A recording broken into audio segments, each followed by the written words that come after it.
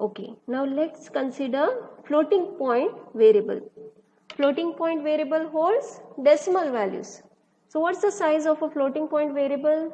The size of a floating point variable is 4 bytes. Okay, and it can hold decimal up to 6 precision. Okay, whereas if I consider double, it can hold decimal of 15 point precision. Okay. Okay, and what about long double? What's the size here? The size of long double in case of VC++ compiler is 8 bytes. Whereas if you consider a turbo compiler, the size would be 12 bytes. Okay, long double in case of GCC compiler would be 16 bytes. Now right now I am using VC++ compiler, so the size is 8 bytes. Now a new data type which you will be mostly studying here in this topic is wchar_t, that is wide character. Now this is not there in your syllabus, but I will be teaching you just for your reference. Okay, this is a new data type which is there in C++, wchar_t, indicating wide characters. Now this data type is also used to store characters, but the only difference between a char data type and a wchar data type is a char data type has 1 byte of size, whereas your wchar data type has 2 bytes of size. If I consider VC++ compiler, the size is 2 bytes. The size of a wchar data type is 2 bytes. Okay. Now, why do I need this 2 bytes to represent one single character? Now, if you see some international languages like Japanese language or Spanish language, okay, in those languages you find some special characters.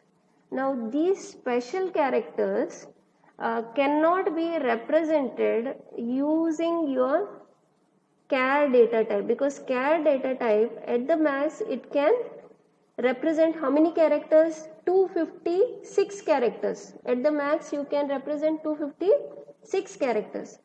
But if suppose you want to represent many special characters like you find in some languages like Japanese languages, then you need to use a wide character data type, so that you can represent each of the character with the ASCII code. You know that each and every character in programming languages is represented with the ASCII code, and each ASCII code is represented with the number. Okay, so this number is stored in the computer in either 1 bits, in either 1 byte if you are using a char data type, or it is stored in 2 bytes if you are using a wchar data type. So I will quickly show you how to use a wchar data type.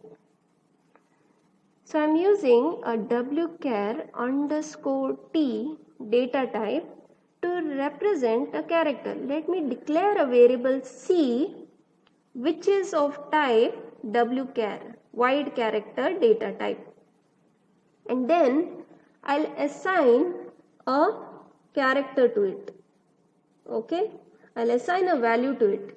Now when you assign a value, what you do is you precede the value with a capital L and then mention the character in single quotes, because characters are always represented in single quotes.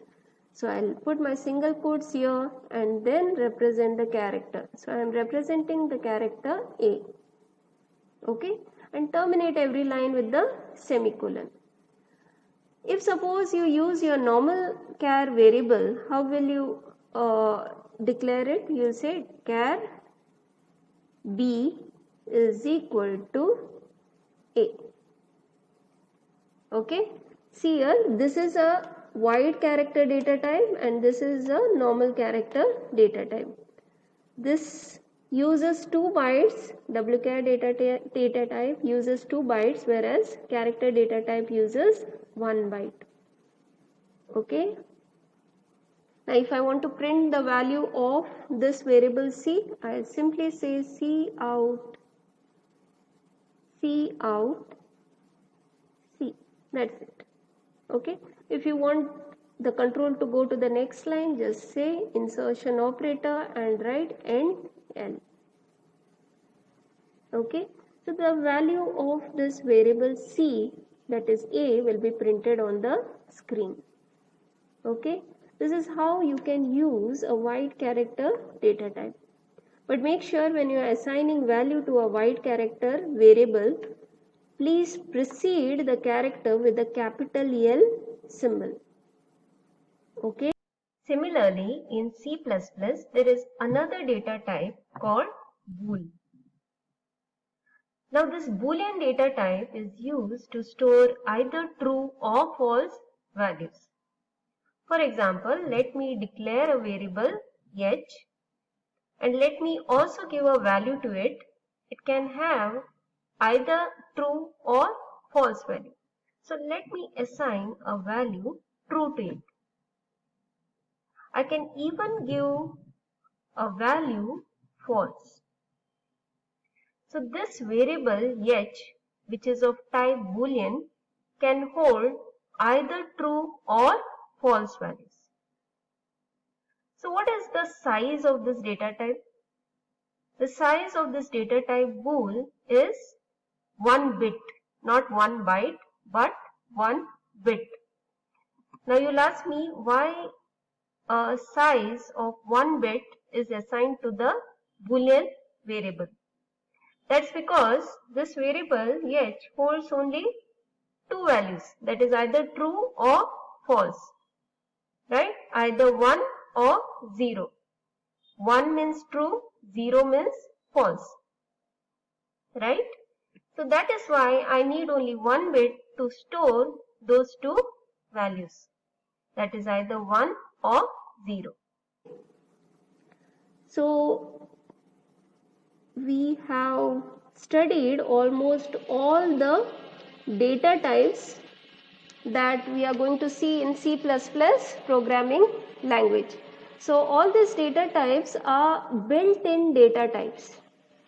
Whatever we have studied till now are all built-in data types. These are not user-defined or predefined data types. Okay. So in the next lecture, we'll be studying some more concepts or syntax in C++.